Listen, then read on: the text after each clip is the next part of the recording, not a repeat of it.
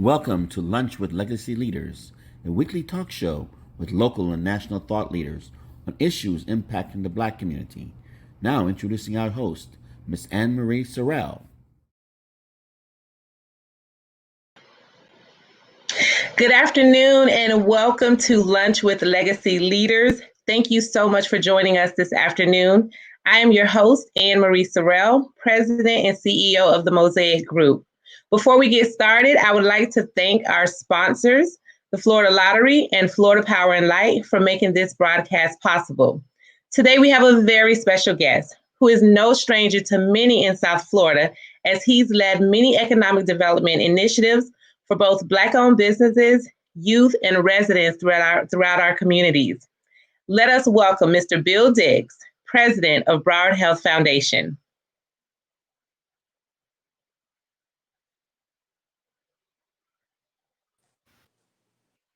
How are you, Anne Marie? Good to see you again. I am wonderful. It's so great to see you, my friend. It has been a while. You know, it has, as a matter of fact. I'm not going to say how long it's been because I ended up telling my age. It's been a long time. Our old friends, it's always great to speak to you. Absolutely. So I'm going to get started. For those who are not familiar with you, Bill, I'm just going to go over your bio and it's a pretty impressive bio. So I definitely want to run through it and make sure everyone knows exactly who you are. And then we're going to get right into our conversation today. So for those who, thank you. For those who don't know Bill Diggs is the president of Broward Health Foundation, the fundraising arm of Broward Health, one of the largest public health care systems in the nation. In his role, Bill oversees the foundation's fund development, major gifts, annual giving, special events, and all capital campaign initiatives. Previously, Bill was president of the Mourning Family Foundation, and prior to that, served as president and CEO of the Miami-Dade Chamber of Commerce. Bill has been involved in many successful ventures. Among them were Evolution Networks, a private venture telecom firm, and MCI Telecommunications. While at MCI Telecommunications, Bill was recognized for launching what was considered as the most successful competitive local service campaign in the company's history. Bill is a board member of the Greater Miami Conventions and Visitors Bureau, which we had Connie Kennard on last week, the Black Hospitality Initiative, the Children's Trust, Career Source South Florida, and the board chairman for KIP Miami. He also serves on the national board of the Washington, D.C. based National Center for Family Philanthropy, the Alliance for Digital Equality, and is the board chairman for Clark Atlanta University Beta Psi 1923 Foundation, Inc., HBCUs.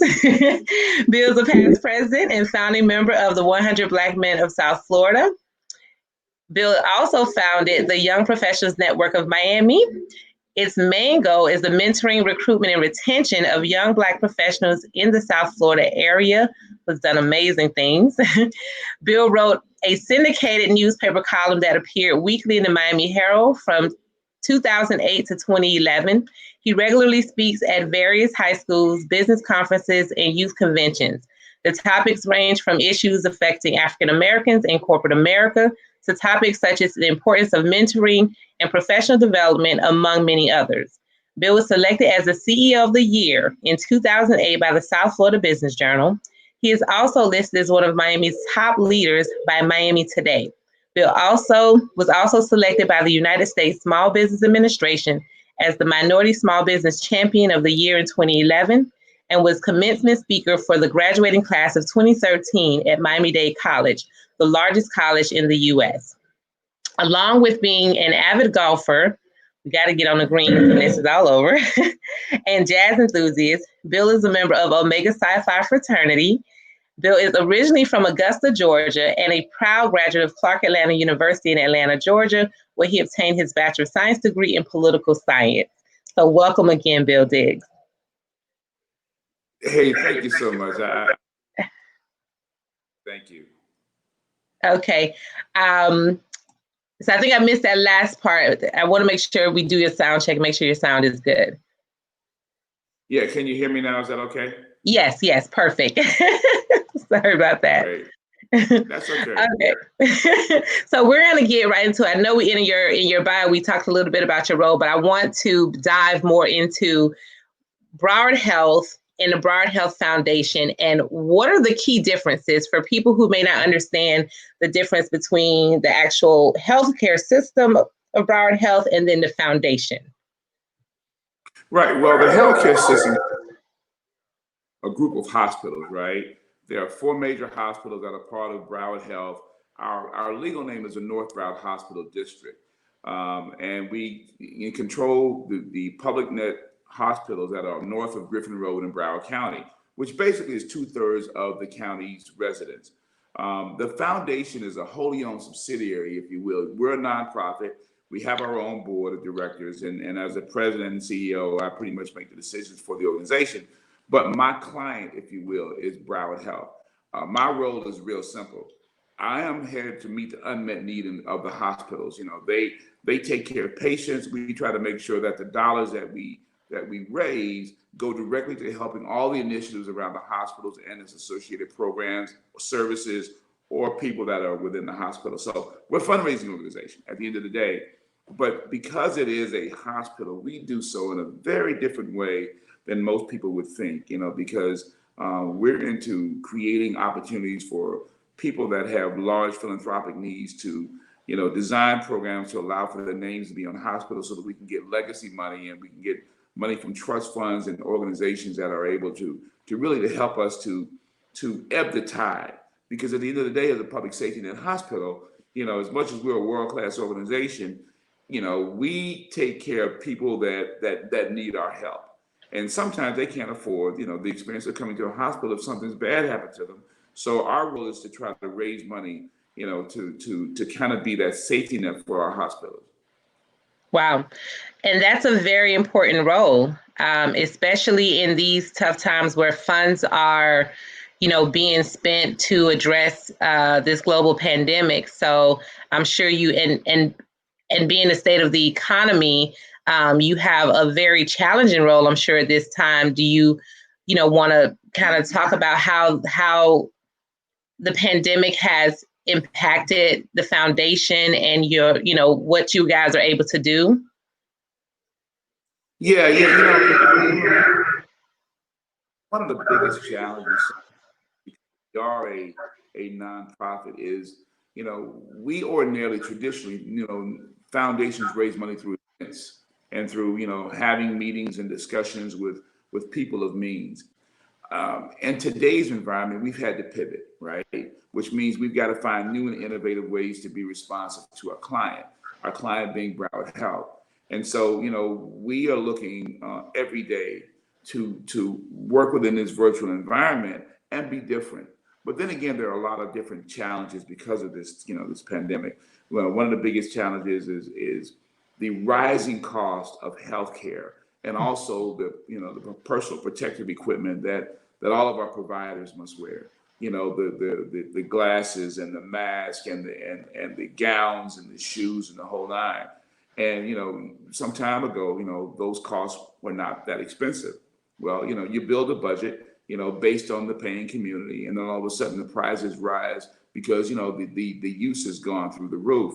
So we created a relief fund for COVID, with the idea that we would work directly with our procurement department and our hospitals and go out and then, you know, request those pieces of equipment to make sure that we can, you know, be the best that we can be. Because the last thing we want to do is to be helping COVID patients and then have our own employees become more susceptible to it than they have been in the past. You know, so that's our big thrust now, is to just make sure. And by the way, George Hernandez, who runs our procurement department, is doing an amazing job. He's probably the best in the industry and in the country in regards to what he does. You know, but at the end of the day, we want to be a resource to him as well as to, you know, Gino Santorio, who's our CEO, and the rest of the folk, so that we can continue to help people understand that we're using a lot of this because there's a lot of need. Absolutely.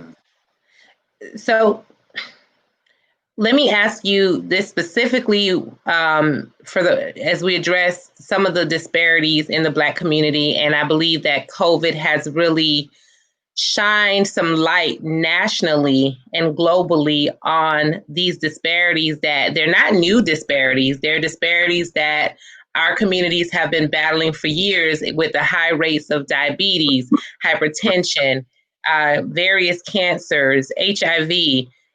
So now it's like been brought more so to the forefront, and this virus is literally devastating our communities.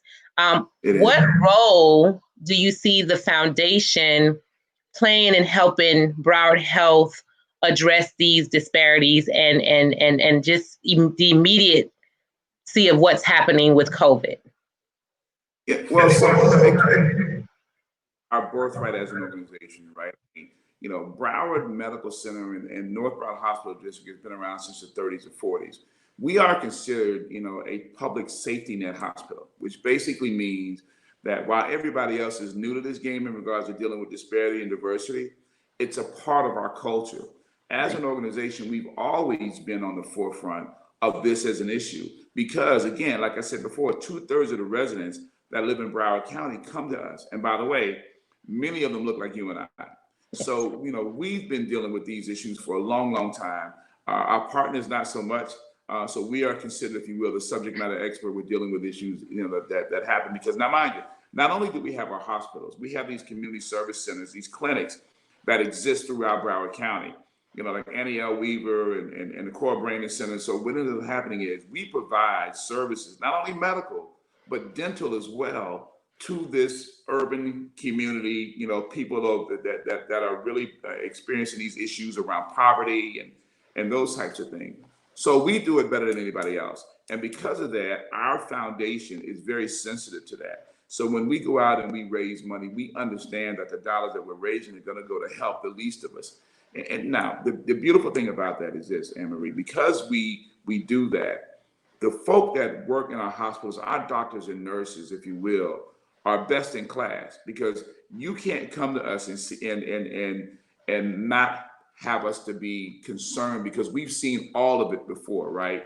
We understand foot ailments and ulcers and high blood pressure, and we understand all the different maladies that come with individuals that are coming from food deserts, right? You know, so much so that we've even, partnered at one point, with Publix to have them to open up a couple of their places early so that our employees could go and get service because, when the day starts and it's tough.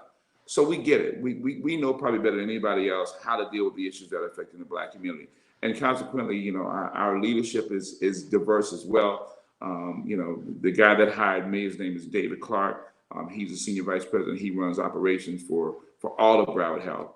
And so him and our boss, Gino Santorio, understand that, diversity in the executive ranks is as important as anything else because, we want to go out and we want to recruit and, people have to be comfortable that the environment they're going to come into, is satisfying to them based on their own culture. Do you think that, so with the movement and push that has come from the protests of the death of George Floyd, corporations now saying they want to give more money, they want to get involved. Do you think that as a result of those protests, that this presents an opportunity for, say, Broward Health Foundation to have more strategic partners who are willing to not only make a corporate statement, but to partner with an entity like yours to fund and help address these health disparities? Do you think this presents an opportunity for that? Well, I think it's in a long perspective it does, but you have to understand, that as an organization who has a very staid business plan, we're not looking for these one-shot marbles, right? We want to make sure that our solutions that we provide, have long-term impacts and effects. And we've even started down that road ourselves by taking a look internally and doing a survey among our employees and asking them, hey, what do you think? Because at the end of the day, I'm a 58-year-old Black man. I've been living this truth, being from the South my entire life. But with the new employees that we have in this new environment, we want to make sure that as we build our programs, we do it from the inside out. And we are hoping for that. But you also have to understand there's this other thing that's happening, and that is the economy has been reduced in a major way. So the amount of money that was out there before is not out there so much. And so my point is we are looking to build relationships that have structure and long-term effect, and not just say, oh, we care, and so here's $10. We want to make sure that we build programs that will be sustainable. And so, yes, we are looking for that. And me and my staff, we're talking about that right now and trying to develop something that will make sense, that will be lasting, within our organization. Okay. Well, that takes me to another question that I have for you. I see that Broward Health Foundation has several ways to get involved, including the Business Council and the Young Presidents Council. Can you talk a little bit more about these programs and other initiatives that members of the local South Florida community can get involved in, the business community can get involved in? Yeah, sure. One of the things that we have these the Young Presidents Council, and it's a way for you as a professional leader to engage with us and not have to, give us your firstborn from a money perspective, right? We always need volunteers. We need people that are interested in the next wave of how you give. We know one thing for sure, that everyone wants to contribute. You just need to know how. And so we're in the process of teaching people that, by your volunteering participation, that can lead the way to you giving philanthropic gifts, right? And so it's a way for us to communicate with that community. And we're also right now, through a young lady who works in my office, her name is Brene Kinsey, and she's a Florida A&M University intern that we've got working for me this summer, which I'm real pleased with. She's helping us with a next gen philanthropist type of initiative. So we need to go as young as we possibly can to make sure that we can build up our leadership group for those that give money. And the Business Council is another way for you to be noticed as a company that has a consistent giving record, with the Broward Health Foundation. Because again, we're not looking for anybody to give us a one-time gift. We're looking to build partnerships and relationships, because we realize that when you do that, you not only give us money, but you give us access to your Rolodex or your Outlook, contact database, but I guess is a different word for Rolodex, right? But we are build relationships, because we know that, especially when times like this come, right? We want for someone to call us and say, hey, have you thought about this? Versus them always waiting for us to pick up the phone, because that's when you build real partnership, when people have you at top of mind.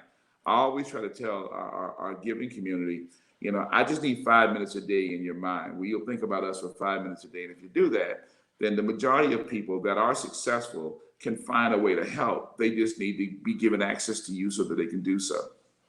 Absolutely. Absolutely. And where can someone learn more about getting involved in either the Business Council or the Young Presidents Council?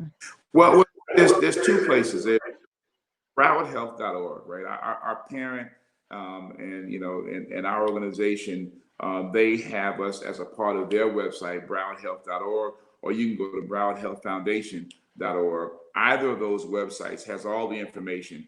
And we've got a lot of different ways that you can access us, because we, like everybody else, we've got people within my organization that manage our Facebook, LinkedIn, Twitter accounts. And so we try to be as socially active as we can, because, the new world recommends that we do that. And so we're up for that challenge.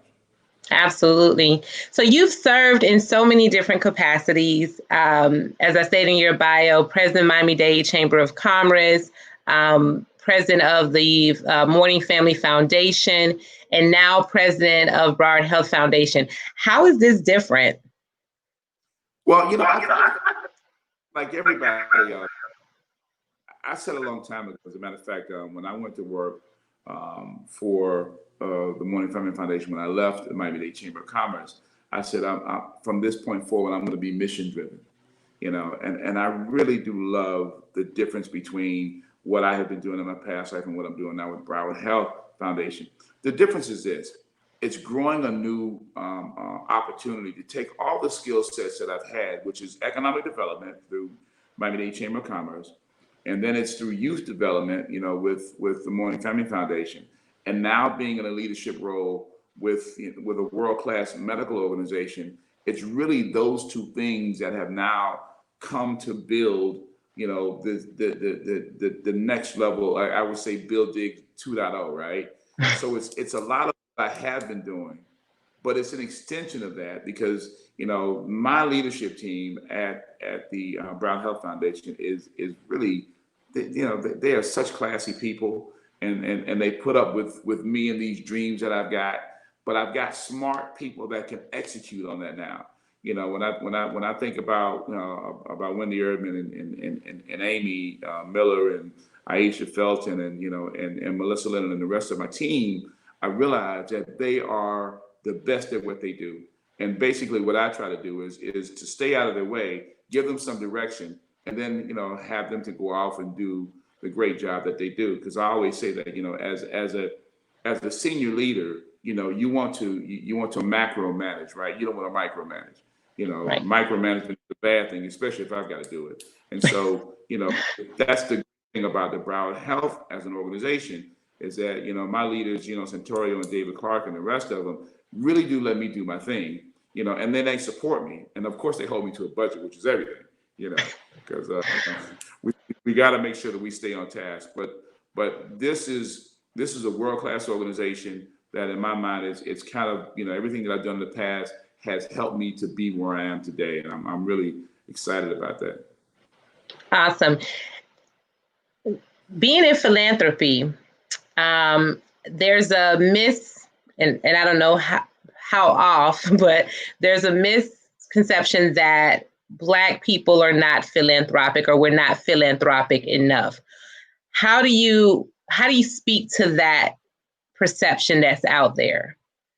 Well, there's one thing, H.T. Smith used to always say, that and until a lion gets a historian, the hunt will always glorify the hunter, right? And basically what that says is until we tell our story, then what people have always said will assume to be true. Well, listen, I'm an old country boy from Augusta, Georgia. My family was in the same church, Mount Calvary Baptist Church, for 40 or 50 years. And I will tell you that today, my father, he tithes at his church every Sunday, and he hadn't been there since, February, so he's 87 years old. And I will tell you that my brother and his family do the same thing. Listen, the Black community gives more of its percentage of salary than almost any other race in the country. And no one can tell me different because I'm a product of that, right? I just came back from Augusta, Georgia, where, I gave out a scholarship to some kids that are graduating from the high school that I graduated from 40 years ago. As a member of the 100 Black men, we've put countless number of children through college, and none of us are wealthy. So that is absolutely untrue. And the United Way some years ago did a study, and they said that middle income America gives more of its salary in dollars than any other segment of its population.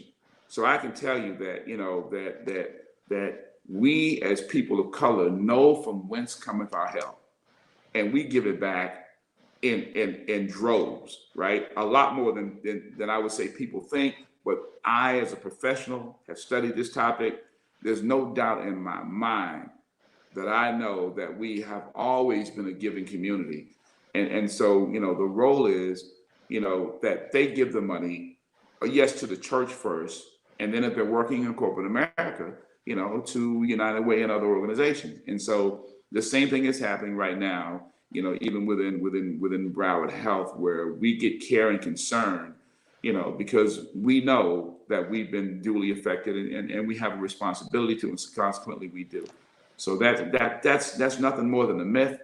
But again, griots in the community like myself and like you, our role is to tell the truth about what the story looks like. Absolutely, which is why I wanted to pose that question, because it's definitely, I've heard it And I always have to defend it and say, no, that is not true. We do give. We give right. in so many different ways, from our time to our to our money and resources. But we give to things that impact us directly and that pulls at our heartstrings, or that we've, our alumni associations or our fraternities and sororities are things that we're involved in. So thank you for definitely shedding some light on that myth. Yeah. And it's an important thing, because one of the things that we haven't done, I mean, you've got growing organizations like the Association of Black Foundation Executives and things like that are out there now beginning to strategically design information that does, take that myth and really destroy it. But at the end of the day, locally, we've got a bigger job to do as a community to make sure that it's just represented correctly.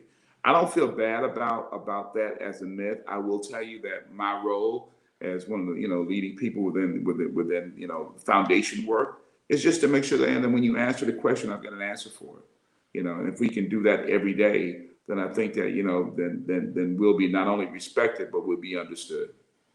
Absolutely.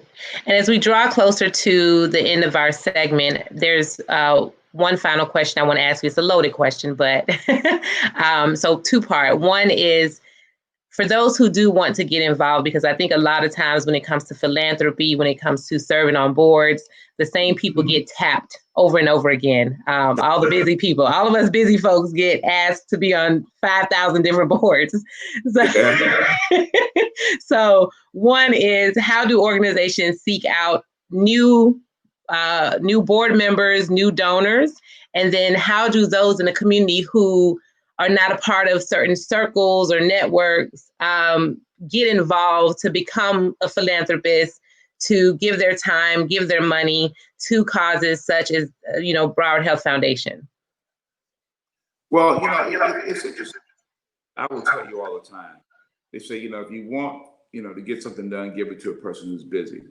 Listen, the biggest job that you have to do as a professional at any level, be it you Black, white, Hispanic, it doesn't matter. You've got to realize that, that your job doesn't end with your paycheck. That, building relationships and building these dynamic opportunities, you got to class out every relationship you've got. I tell young people all the time, I say, if someone gives you a business card, don't just send them an email. Handwrite a letter. Let them know that you're thinking about them, and then put a tickler within your own Outlook calendar and call them within 6 to 8 weeks, and just make sure that you build relationships, and then invite them to dinner. Nothing's going to happen if you do nothing, right? So you've got to figure out how to become active, and if you are a person who's attempting to have a real career, then that career building is something that you need to have at top of mind every day. So I want to say that the same people keep getting tapped because they figured out what the secret sauce, right? Some folk don't understand that networking is not just about you going and hanging out with your friends and going and have a drink. Every now and then you got to put yourself in a, semi-uncomfortable position by inviting someone new, not to your circle, but to you as an individual, because you have to build a relationship first before you invite people into your private circles. But you've got to figure out how to do that. And that ought to be something that you calendar. I think that from a long-term perspective, it is so important to build your net worth through your network. Absolutely. And you've always been a great person of influence for our community, Bill Diggs, and I definitely thank you for all the work you've done over the years. All the years I've known you, it's just been such a pleasure and honor to have worked alongside you in different situations. And so you're a person of inspiration as well. What golden nuggets can you share and leave with our audience as they maneuver through these unprecedented times? Well, I'll say this. Many of us are first generation college people, right? And if you remember what it took to get up every morning, and to get dressed and to go to class, you can't now sit back and say you've made it, because this is a new world we're living in. You've got to take that same drive and you have to reapply it to this new life. and you have to be ready for it, because I'm telling you right now, it's different. I'm actually, it's, I'm working harder now, at home more than I was in the office, because at the office, you kind of felt like you were having a day. At your home office, you're having an hour, right? Which means you really got to feel that with 60 seconds worth of distance run. you know. And so the job now is to never, never quit. Winston Churchill said it, back when, Germany thought that they had him down in World War II, and he said, we're never going to quit. We're going to go into the last minute. And I think that that's really what this is about. You have to recommit yourself to your goals in life. And by the way, you can reach them. This pandemic is either going to be on all the time, or it's going to be a momentary. But whatever it is, it can't define you. You have to do that for yourself. You got to determine that you're going to make it. And then you got to plan your work, and you got to work your plan. And you can't let anybody get in the way of that. And then, you got to figure out a way to network with other people, because, in order for you can be good by yourself, but you're going to want to go a long way. You can be great with other people. You just have to have like-minded folk who get it. And that's why I so admire you, because many, many years ago, you gave me a leadership award, and I thank you for it. As a matter of fact, it was one of the heaviest awards I've gotten. I still have it, and call your name on here, I smile, because that means that you've got that staying power. And that comes by getting up every morning and knowing that you got to be great. And people need to understand that is the key. You got to have your own direction. You got to have your own drive. And your job just has to be a byproduct of who you are as a person. You can't let a job define you. You have to define it. Absolutely. Well, it was my honor to honor you then and to honor you now. And, Bill Diggs, we thank you for your leadership. We thank you for your vision, for all the work, and I mean all the work, because you put in the work that you've done over the years and that you continue to do. And, just know that Legacy, on behalf of Legacy and MIA Media Group, we're here to continue to support you. On behalf of myself personally and Mosaic Group, I'm always here to support you as well.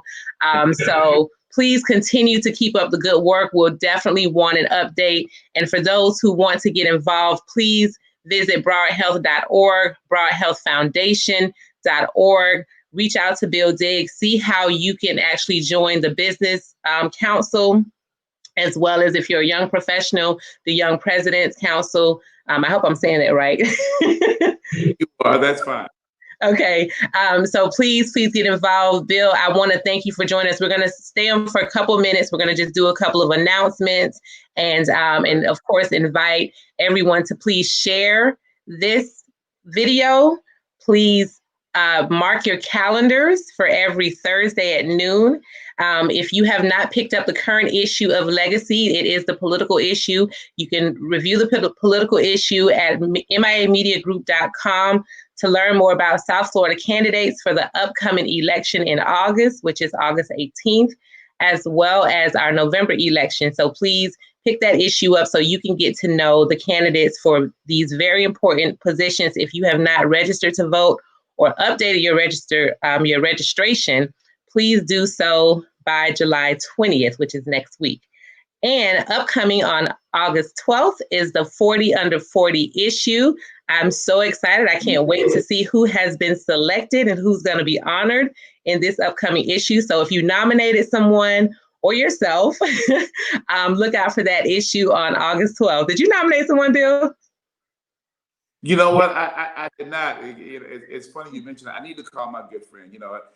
Dexter and I, we build our businesses together, but I need to call my good friend Eric Knowles, who is, of course, my past chair of the Chamber of Commerce, and now he runs it, and say, hey, who are you guys thinking about? Because that's my team, those two, Absolutely. We're so proud of all the work that Legacy has done over the years in really highlighting Black excellence in South Florida. So make sure you guys look out for that issue coming up on August 12th and check out the current issue, which is the political issue. Next week, I'm super excited. We're going to be joined by Danielle I want to pronounce her name right, Danielle Gaithers, who is the first African-American student to be elected student body president in the history of MIT. She's been featured on CNN, CNBC, People Magazine. She is a Miami native, so she will be our special guest next week. That's Marva Wiley's daughter. I don't know if you know this or not. Marva Wiley was the first executive director of the Black Executive Forum. And she is, this young lady is sharp, but trust me, it's in her DNA. Marva Wiley is a superstar herself. So I'm so glad to see her daughter doing the things she's doing. She was built for this. This is awesome. Absolutely. Well, we can't wait to interview her next week. So everyone, please, let's thank Bill Diggs again. I thank everyone for tuning in this afternoon. Again, please share this video, save the date, mark your calendar for every Thursday at noon. You can tune in on MIA Media on YouTube, as well as Lunch with Legacy Leaders on Facebook. And we'll see you next week at noon.